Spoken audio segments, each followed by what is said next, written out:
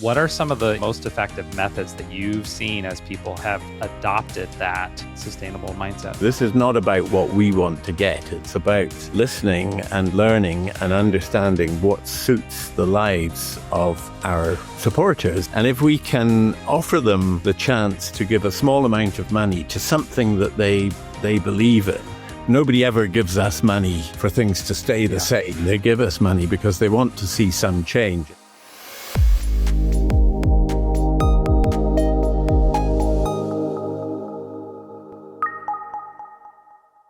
Welcome to the Sustainable Giving Podcast, Ken. Thank you very much, Dave. What blows my mind is the fact that you and I are talking in real time, and I did not map how many miles apart we are. But I think it's amazing to me how this whole internet thing works. Like there's a cable under the ocean that is connecting us right now. That's so right. Just the fact that it works, I'm happy about.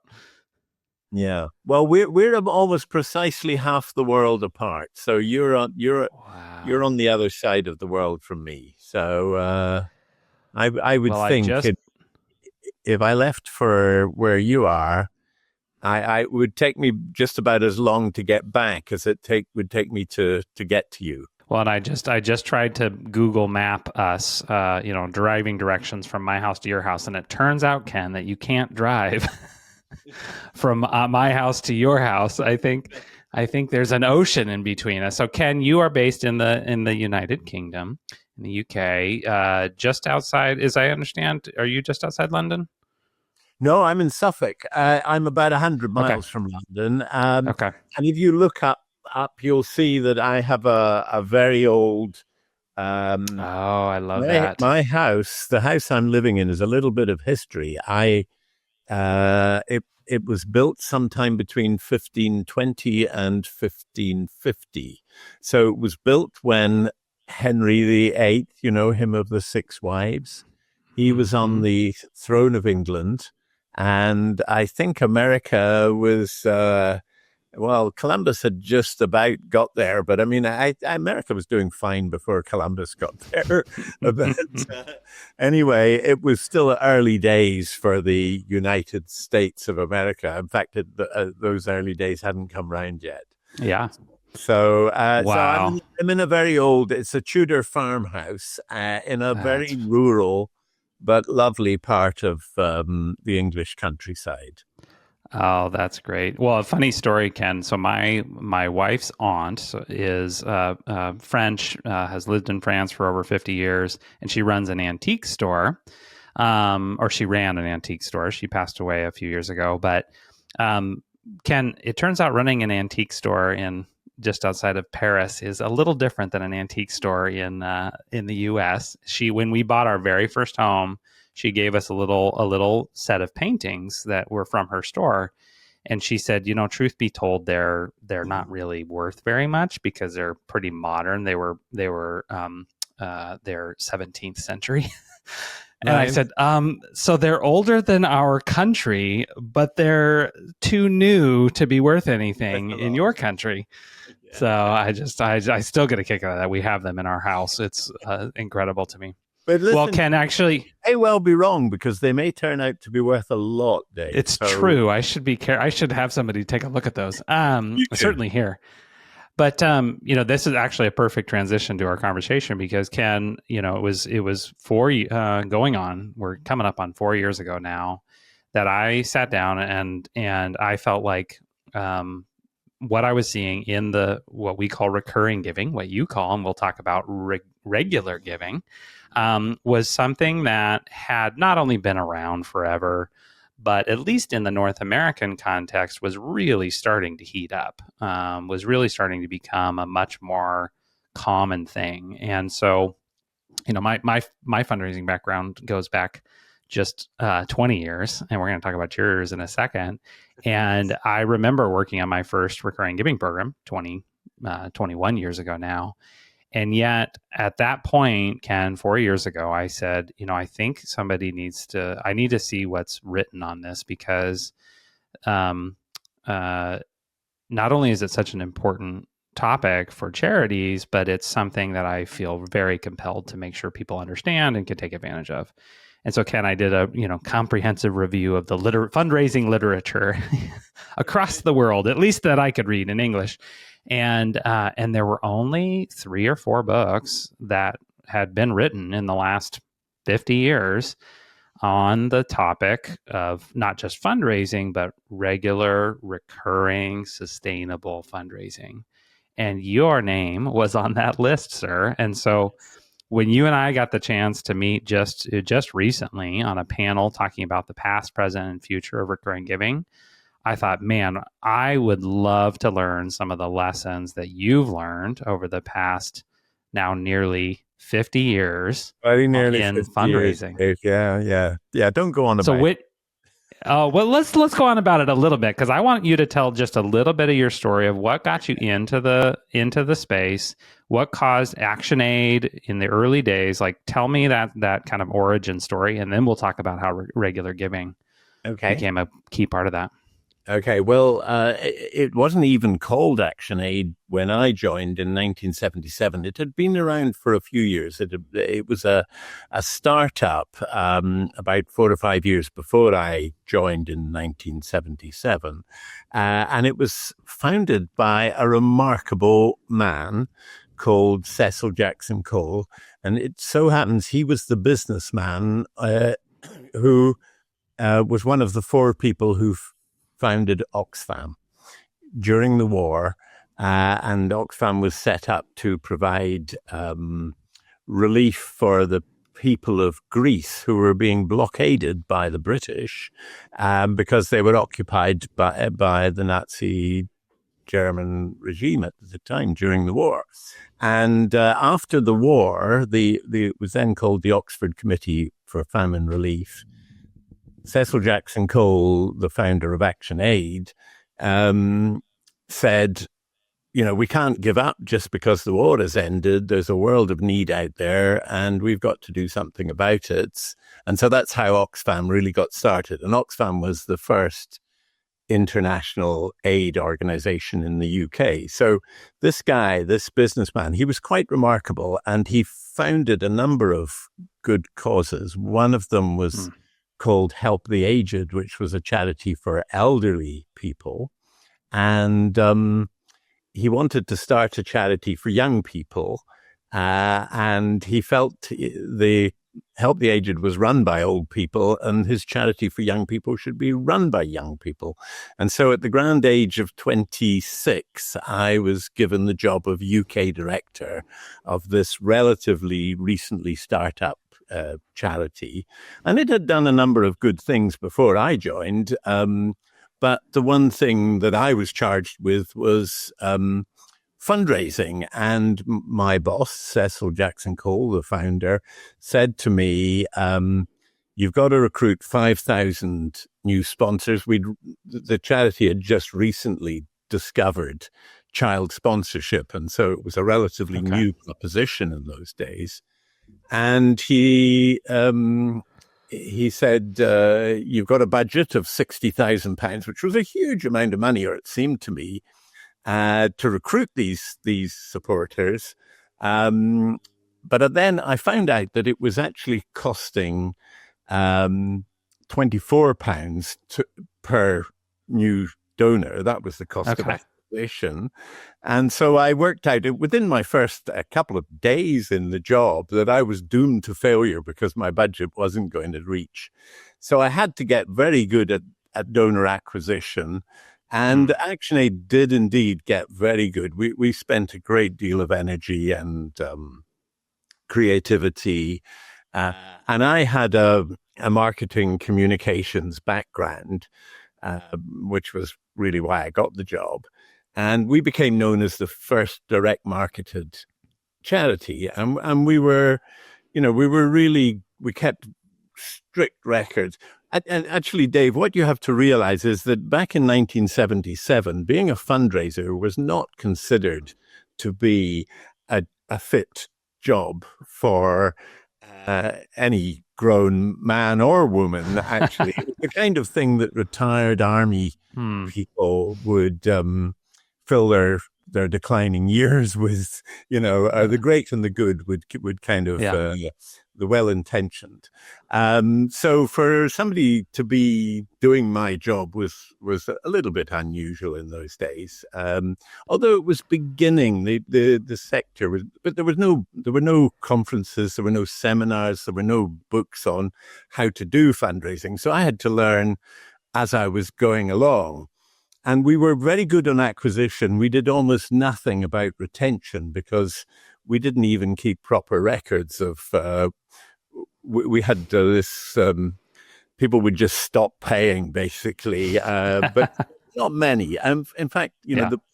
the thing that I learned really early on is that the wonderful benefits of electronic funds transfer, EFT.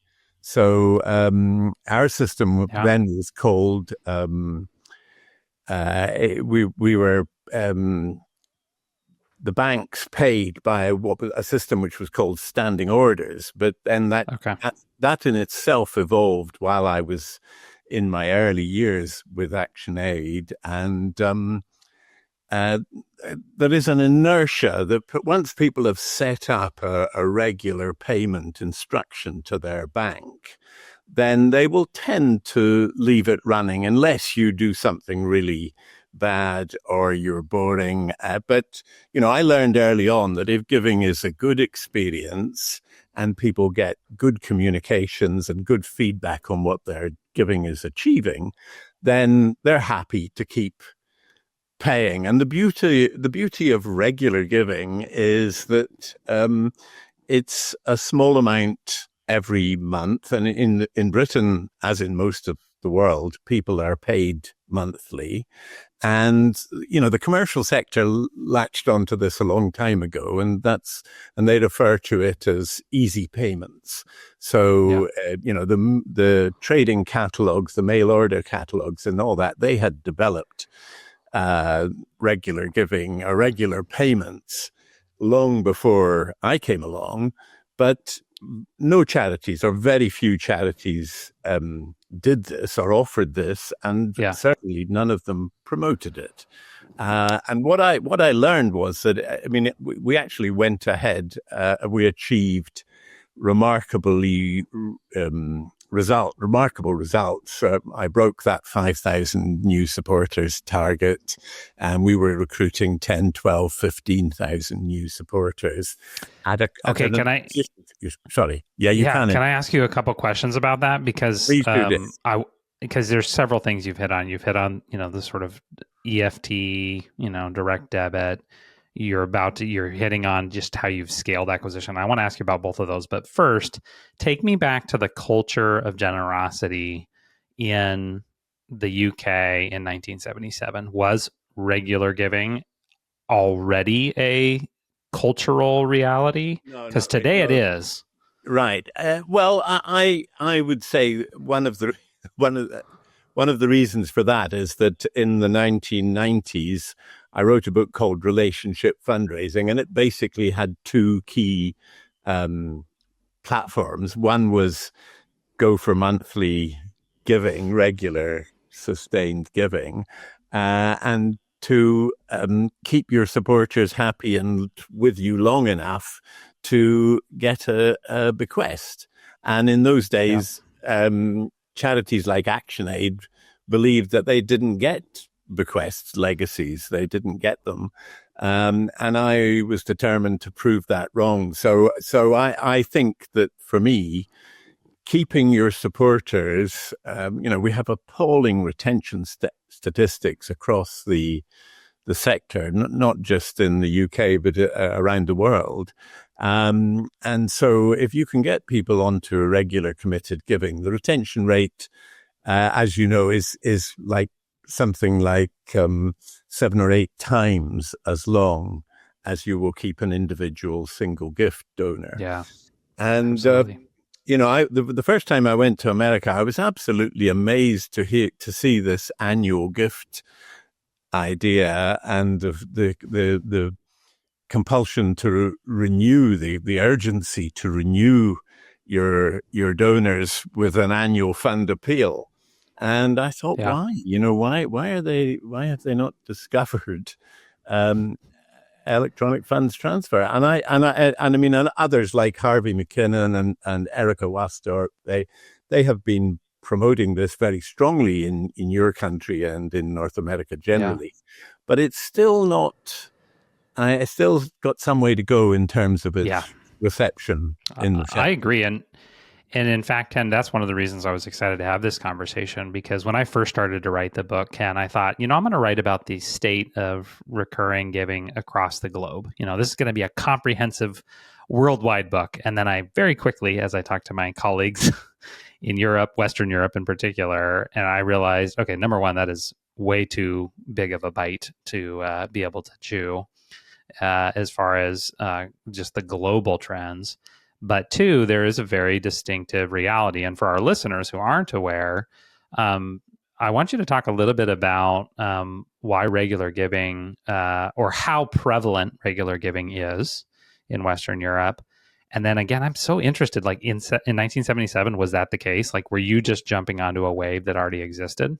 No, I believe, I don't want to say that, this was all down to me, but I do believe that ActionAid led the way, and it It was one of the early, it won yeah, awards for leading the way. But I mean, during the 80s, after I was with ActionAid, it grew, by the way, from being nowhere in the league table of charities. I think it was number 167 when I joined. And it became one of the top 20 fundraising causes in yeah, Britain. It's actually not doing so well at the moment, yeah, this was quite a long time ago.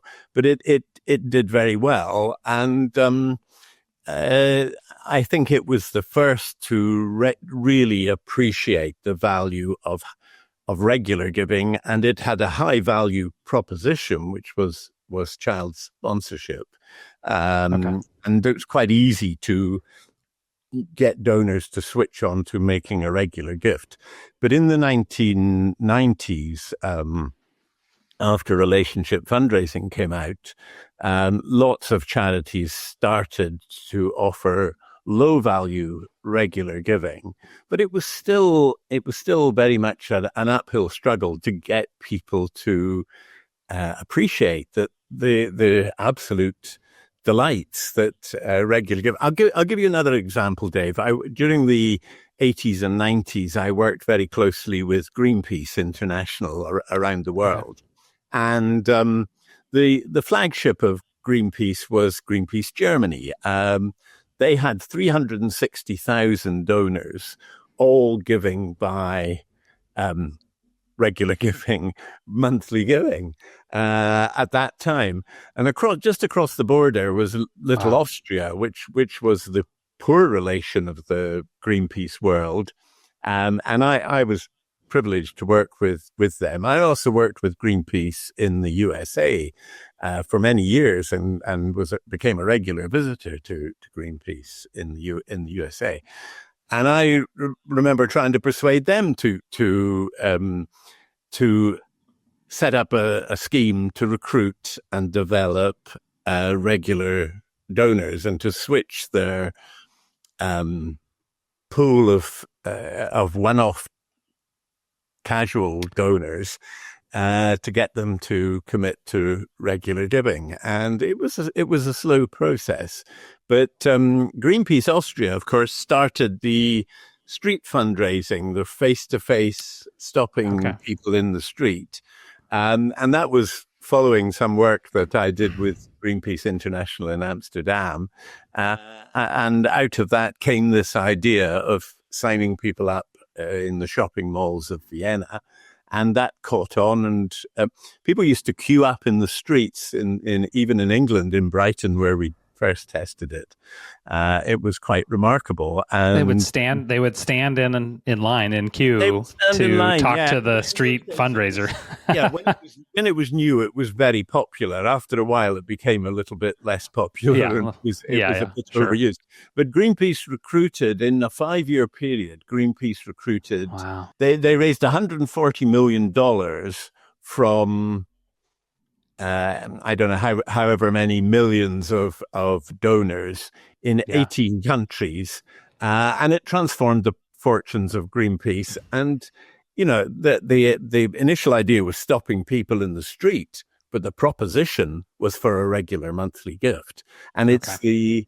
it's I mean, it's just a method of payment, Dave. We talk Right. about the blinding lights, the transformational power of regular committed giving, but it's just a method of payment. What you need to do is get behind that with a good product, a good proposition, and regular effective communications that will not just keep your donors supporting you, but will delight them and give them a sense of achievement and fulfillment and delight for supporting your cause. And that way, they will, in time, Yeah. some of them will leave you a bequest. They'll leave you a Well, and legacy. it's that, and I do want to get to that legacy side, but I want to accentuate what you said because I think it's what is that, and the language I use in the book is ongoing value proposition.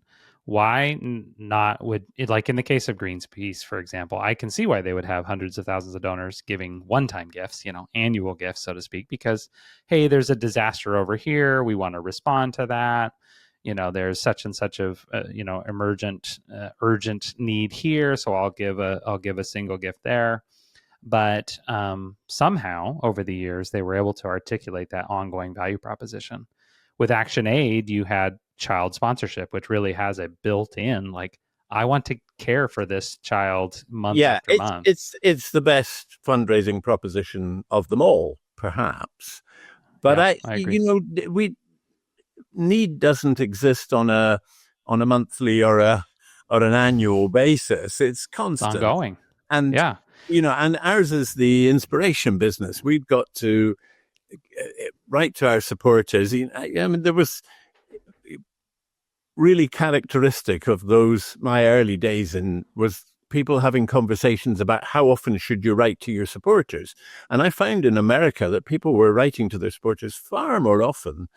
But they were really not pleasing those supporters with that regular communication. In fact, it was quite the reverse. Well, and if you're trying to get 2.7 gifts a year, and they're only going to respond if you sort of catch their attention this time, then yeah, that translates to, is that well, 20 appeals you're sending? Is yeah, that no, 30? yeah. The first time I went to America, I came across this phrase of churn and burn, and really the direct marketing scene. And I, in those days, considered myself a direct marketer. Now I tend not to use that kind of language because I'd never yet met a donor who wants to be marketed. Yeah. Please churn and burn me. But yeah, please churn and burn me. But, it just seemed to me to be so counterproductive and so wasteful. And it wasn't at all focusing on, it was focusing on the money that was coming in, not on the people who were sending it. And if you talk to the people, then what they want is to believe that they're making a difference, that their gift has to be affordable.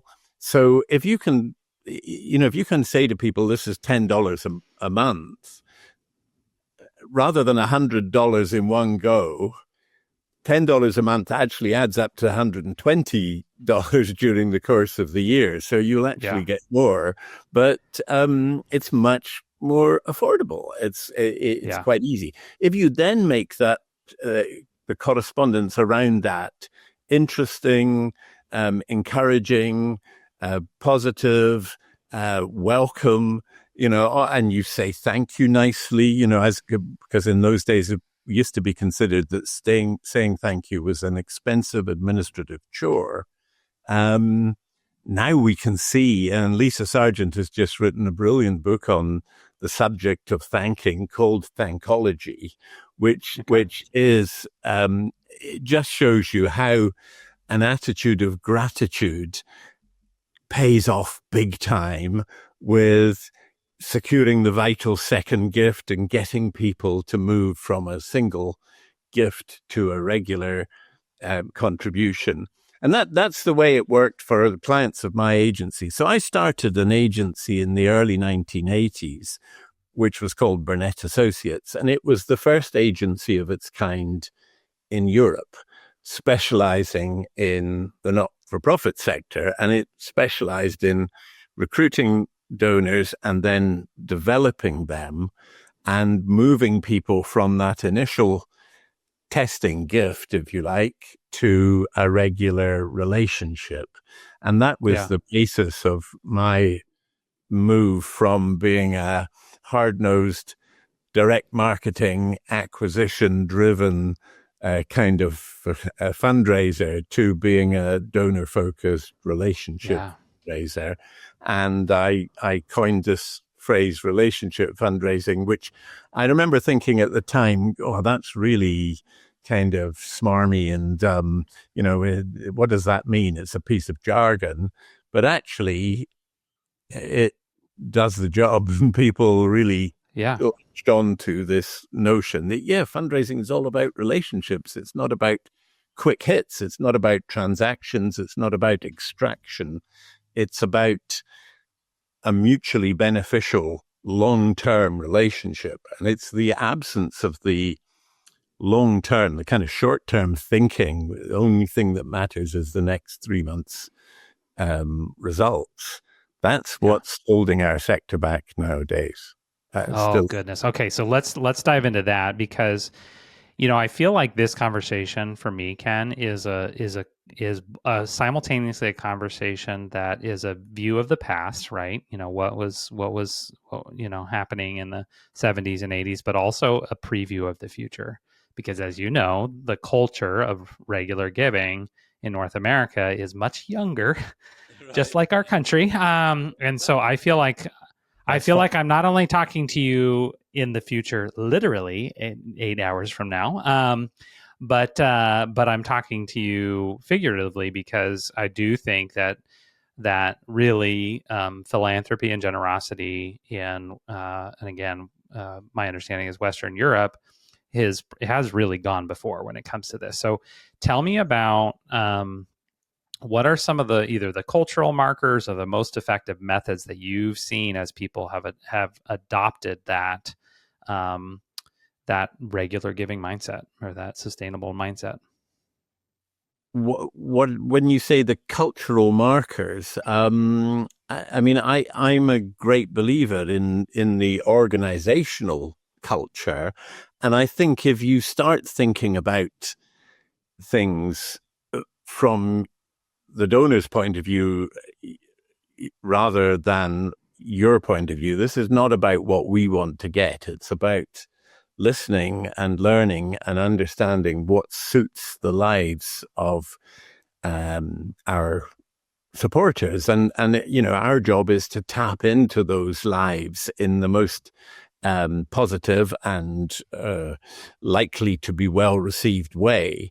And if we can offer them the chance to give a small amount of money to something that they believe in, and I believe that fundraising is a nasty word.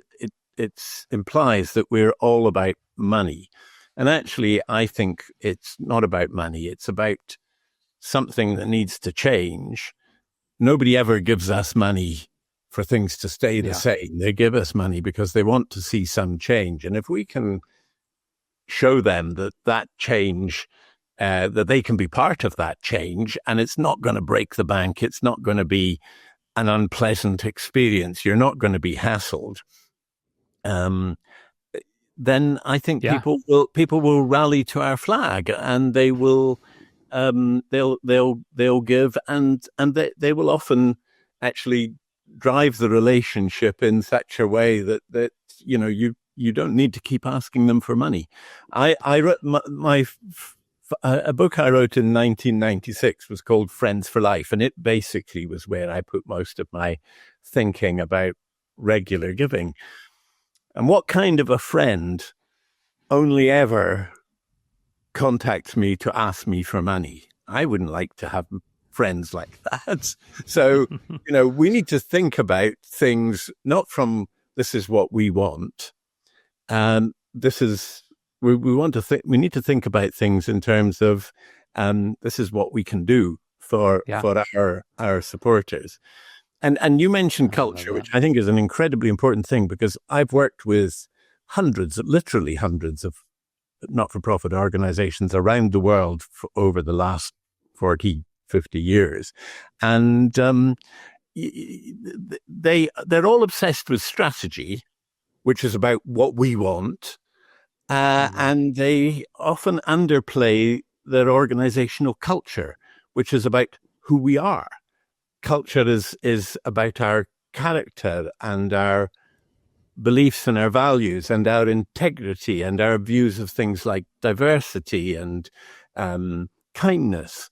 And, I feel we too often go to present to potential corporate donors with suits on, looking like we're businessmen and women, and aping the commercial sector, whereas actually we should look like we're the change the world sector. We should look, We're changing the world. we should present ourselves differently. And if that means, it's a tragedy, Dave, that we live in a world where our political leaders are not good role models, but our sector should be an exemplary role model. Yeah.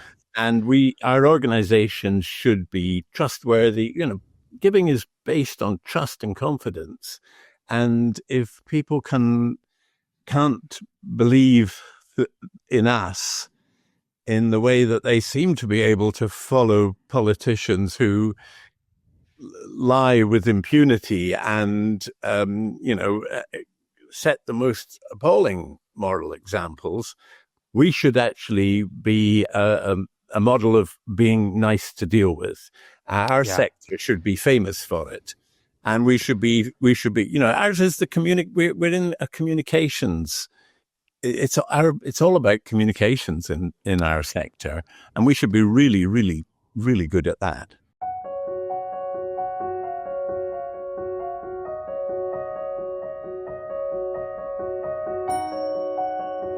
There's a generosity crisis in North America. The number of individuals giving to charity is on the decline. And for nonprofits that rely on the generosity of everyday people, this is an alarming and discouraging statistic. But amidst these challenges, a new opportunity has emerged. The subscription economy is transforming behavior. It started with the way we consume, and it is now transforming the way we give. The subscription economy has changed everything. In the Rise of Sustainable Giving, I share core elements to building a thriving, sustainable giving program, including 6 key shifts driven by the subscription economy, understanding donor motivation, crafting an ongoing value proposition, getting your technology stack right, designing your program, and growing recurring giving. Recurring giving is now more accessible to more charities than at any time in history. The question is, are you going to take advantage of it?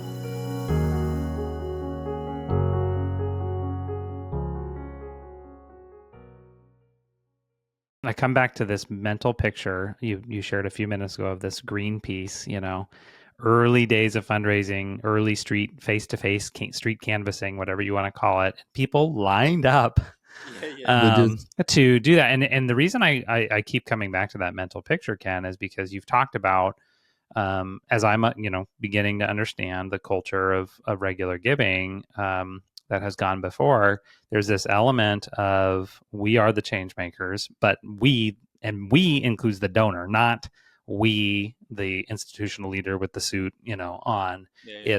It's we, the donors, and it's about everybody feeling like they're a part of this movement.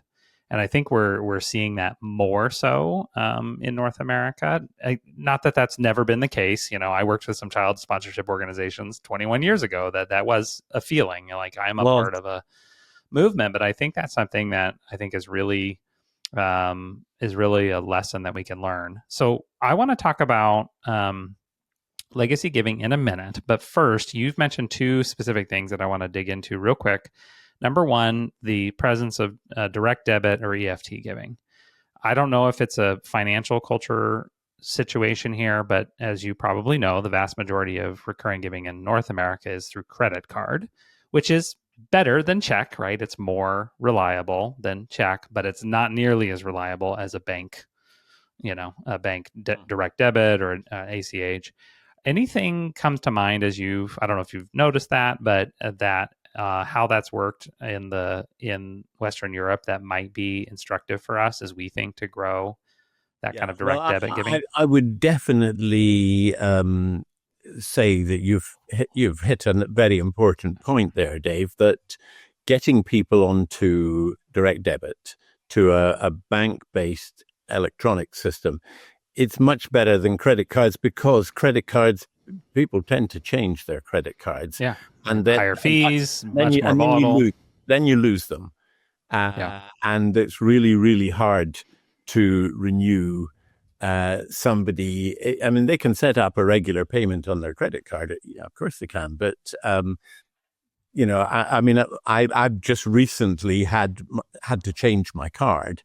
And that means you have to go back to this person. And, in all fairness, we have to recognize that one of the great benefits of direct debit is inertia, particularly if it's a small amount that's leaving my account every month. And I'll keep it running. And I have a big thing about monthly causes, and I support a lot of charities through a regular monthly donor. And if they write to me, as many do, and they completely ignore the fact that I'm paying them a regular amount every month, and they write to me as if I'd never heard of them, and they're asking me to give them for a particular thing, which in my view, I'm already supporting, and they imply in their communication that I'm not doing enough, I get rather cheesed off, and I will say to them, for goodness sake, why are you treating me as if I'm, a cold, I'm interested passerby? I've been supporting you for years, but I will let that run for a while, and I will try and get them to change. And I have to say, I've written to quite a few charities saying to them, get your finger out, come on, you can do better than this. And of course, unfortunately, certainly in the UK, they tend to recognize my name. And so I get some lovely ones, but they're not necessarily typical. But it does seem to me that it's not just a question of getting people onto a direct debit. You then have to treat them properly. And the one thing that you don't do is ignore the fact that they're on direct debit. These people are solid gold to your organization. Yeah. Treat them well, and my goodness, they will treat you well. Yeah, I've heard it said, the phrase, I'm working on an article right now, Ken, on the worst advice I've ever heard for recurring giving. Right. And one of those that may have been true in the past, but it's not true anymore, is this set it and forget it mentality. This idea that let's just not remind them that they're giving to us. And it's like, hello, they know they're giving to you. Yeah, I know, but I've often heard that. Don't remind them, because then they'll cancel. It implies that they don't want to be there. What we've got to do is we've got to make people want to be there.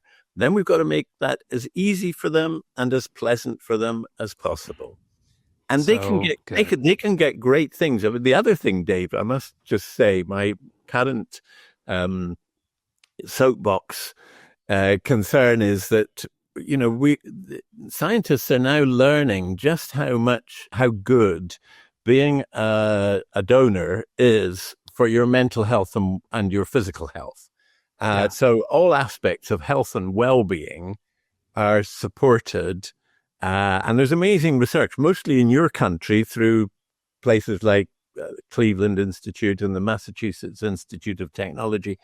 Fantastic things that are being talked about and have been for some time now, but are generally not known or understood by the young fundraisers, because mostly they're not encouraged, and they're not given resources. They're not given the time and the space to learn about what really matters in their career.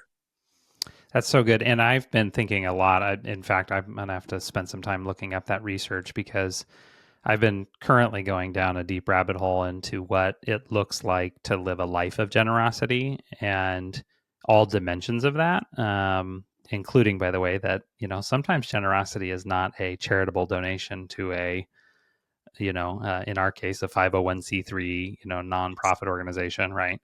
And but I do believe, and I've seen certainly in my own life, and I think there's evidence that the personal benefits, the health benefits, and so I think we need to shine a bigger light on that. Well, let me suggest you look at the work of a woman called Dr. Tara Swart. Okay. From the MIT. She's done some work with for Barclays private bank. I mean, this is unbelievable, really. Okay. But what she's doing is counseling executives about the kind of life they should live to manage their well-being and avoid stress and avoid problems in the workplace. And she has done a lot of work on the benefits of being a donor. And it's great stuff. I mean, it's just so electrifying. And when you listen to it, you think, why aren't fundraisers shouting this from the rooftops? Why aren't they inspiring their supporters to believe? Because the more we can make this a mutually beneficial transaction, the more likely we are to keep our supporters. And very often I speak to charity donors, and they're among the most delightful people, and they're from all cultures and races, and this is not a and I know that the community centric fundraising people are trying to make donors seem like white privileged elite. It's just not true. I've got many Muslim friends, and Muslims are, certainly in my country, and I think generally, are more generous because their religion tells them zakat. It's one of the 5 pillars of Islam. And they are fantastically, and their organizations, like I worked with the Islamic Relief, they're fantastic, and they're doing incredible things. So, we've got such a lot to shout about, but we're just not great at knowing it. I hear you. Okay, so I know we're coming towards the end of our time, and by the way, I think we maybe need to do a part 2 because there's several questions. I'm like, we got to talk about that. Dave, I would love that. Thank you. I would love that. It would be so fun. Well, so I do want you to, if you can, just give me a brief case for why sustainable regular giving and legacy giving are connected. Okay. Well, I've just released the 3rd edition of my book, Relationship Fundraising, and I added 15 chapters. It's a big book. It's not for people with a 15-second attention span. if you really want to do the job properly, it's in here. I have got it. There's a sector on loyalty. Building loyalty is probably one of the great unexplored areas of fundraising. And there's some terrific work being done on this that I know of in the UK, particularly by an organization called About Loyalty. And, loyalty is the new holy grail, and you can measure loyalty. And if you have loyal donors, then they will leave legacies to your cause. Now, when you analyze bequests, you find that most people who will support, say, 8 to 10 charities in their lifetime, when they come to plan their last will and testament, they will leave a bequest to maybe 2 or 3 of those 10. And those are the ones that they are particularly loyal to. Those are the ones that they would never forget. They're the ones that they have probably some personal connection that has imprinted that cause close to their heart. And unless you really upset them with bad behavior, which of course people are doing all the time, those legacies will come. And loyalty is built on commitment and satisfaction and trust. Those are the things that, and if you keep people long enough and you deliver great experiences, you can certainly build loyalty. And loyalty. Harvey McKinnon once said, donor loyalty is about you being loyal to your donors as much as about your donors being loyal to you. I totally endorse that. But, if giving is a good experience, people will do more of it. And if we can keep them over time and show them that we have the culture and the attitudes and the values and the beliefs that they share, then they will indeed rally to our flag, as I think I've said before. So it is the new holy grail, is to build loyalty, and the legacies will come. Now, I started recruiting supporters for an organization in the UK called the National Youth Orchestra, with a team of my colleagues from the old advertising days. And this was in 2017. Okay.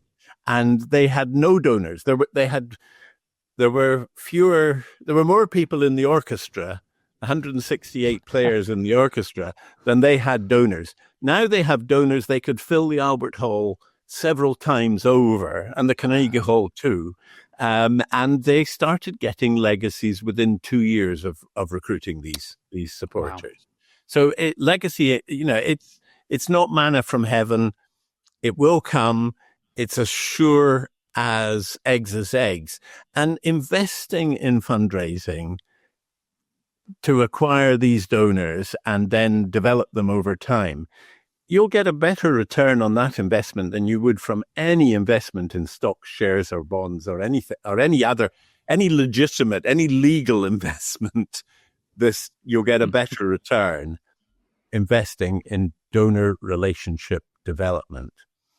And on that basis, a few dollars for my book is a small investment. Sorry, Dave, I didn't mean to be so. No, you need to. We will include links to Relationship Fundraising and in the show notes, so people can grab those. I want to close with 3 quick questions. So this is a little bit more of a rapid fire. And I think, but let me read this quote from Mr. Ken Burnett that I really appreciated. So, and then I'm going to ask you these 3 questions. So, the quote is, "Building loyalty should be studied and understood because it leads to a lifetime of regular giving, which in turn leads to legacies, which then in turn leads to fulfillment, purpose, retention, and happier donors giving more for longer. Our sector is massively underachieving because it's hemorrhaging new customers at an unsustainable cost. Fundraiser retention is inexorably linked to donor retention. Then there are the dramatically undersold and underappreciated benefits for donors in mental and physical health and well-being from being a donor." We have hit so much today. Did I really say that, Dave? I mean, wow. You did. I've got quote marks on my piece of paper here. Listen to myself more often. Wow. I find, I don't know if you've heard this author quote, but I don't know what I'm thinking until I write it down. So you're good. Thank you for going before and writing it down. That is entirely so 3 That is entirely 3 quick questions. Okay. So 3 quick questions to close us. So first of all, what do you love about sustainable regular giving? It transforms our organizations, which transform our society, which transform lives in the most positive of ways. It is, in my view, database is the cornerstone of your donor relationship development, but electronic fund management is the cornerstone of your bank manager's view to how well you're doing that job. And without that, we would be so much less successful. So I've seen this now in dozens and dozens of organizations, and it's past time that this was properly appreciated across the sector. What do you wish more leaders understood about sustainable recurring giving?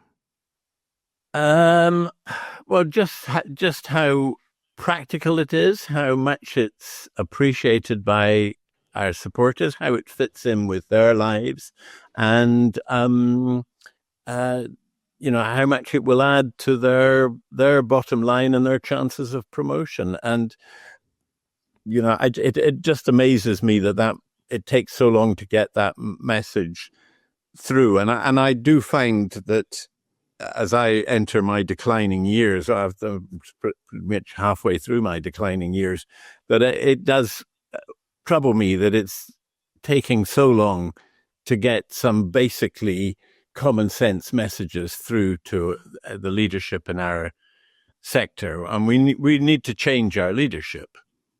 I don't mean we need to sack them all and get new ones, but we need to change the way they think. We need to change. Yeah. Well, we ourselves, need to change. Yeah, They do too. I've already made. It's too late. It's too late for me. I'm past saving.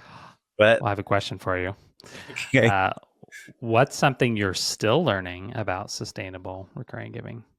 About sustainable recurring giving. Well, I loved being on that panel with you guys, with Tim and Dana and Erica and Harvey.